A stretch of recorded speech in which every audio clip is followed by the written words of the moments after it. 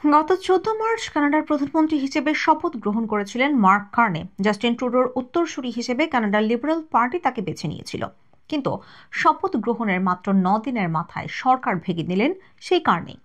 কানাডার গভর্নর জেনারেলের কাছে তিনি অনুরোধ করেছেন অবিলম্বে যেন পার্লামেন্ট ভেঙে দেওয়া হয়। কার্নে নতুন করে সরকার গড়ার ডাক দিয়েছেন কানাডায়, ঘোষণা করেছেন আগামী 28 এপ্রিল দেশে সাধারণ নির্বাচন অনুষ্ঠিত হবে। নতুন সরকার বেছে নেবেন কানাডাবাসী। গত 14 মার্চ কানাডার প্রধানমন্ত্রী হিসেবে শপথ গ্রহণ করেছিলেন মার্ক কার্নে। জাস্টিন ট্রুডোর উত্তরসূরি হিসেবে কানাডার লিবারেল পার্টি তাকে বেছে নিয়েছিল, কিন্তু শপথ গ্রহণের মাত্র 9 দিনের মাথায় সরকার ভেঙে দিলেন সেই কার্নে। কানাডার গভর্নর জেনারেলের কাছে তিনি অনুরোধ করেছেন অবিলম্বে যেন পার্লামেন্ট ভেঙে দেওয়া হয়।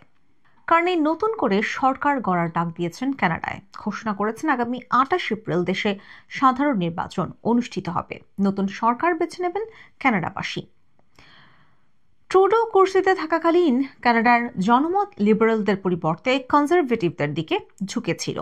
একাধিক সমীক্ষায় সেই ইঙ্গিত মিলেছে, তবে কার্নে ক্ষমতায় আসার পর জনমত কিছুটা হলেও আবার লিবারেলদের দিকে ঝুঁকেছে বলে মনে করা হচ্ছে। সেই সুযোগকেই কাজে লাগাতে চাইলেন কার্নে। এমনিতেও তাকে ভোটের দিন ঘোষণা করতে হতো। আগামী অক্টোবর মাসের মধ্যে কানাডায় সাধারণ নির্বাচন অনুষ্ঠিত হওয়ার কথা ছিল।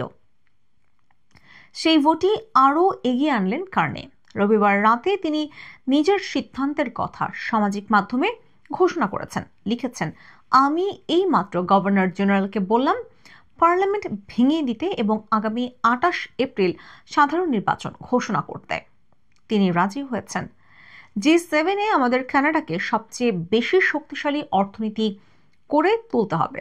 প্রেসিডেন্ট ট্রাম্পের শুল্ক নীতির বিরুদ্ধে লড়তে হবে। দেশের জন্য এই পরিশ্রম কে বা কারা করবেন তা ঠিক করার অধিকার কানাডার মানুষেরই, তারা সেই অধিকারের দাবিদার। কারণে আরো বলেন, কানাডাকে সুরক্ষিত করে তোলার জন্য অনেক কাজ বাকি আছে। এখানে বিনিয়োগ করতে হবে, কানাডাকে নতুন করে গড়ে তুলতে হবে।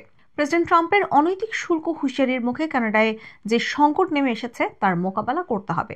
সে কারণেই আমি জনগণের কাছ থেকে এ বিষয়ে কঠোর আদেশ চাইছি। কানাডায় 2015 সাল থেকে লিবারেল পার্টি ক্ষমতায় রয়েছে। 2025 সালের শুরুর দিকে কনজারভেটিভরা তাদের থেকে কিছুটা এগিয়ে গিয়েছিলেন, তবে কার্নের পার্লামেন্ট ভেঙে দিয়ে ভোটের দিন ঘোষণা লিবারেলদের পক্ষেই যেতে পারে। ইতিমধ্যে দেশে নির্বাচনের প্রচার শুরু করে দিয়েছেন কার্নে। জনগণের আস্থা জয় করতে তার হাতে আছে আর মাত্র 5 সপ্তাহ।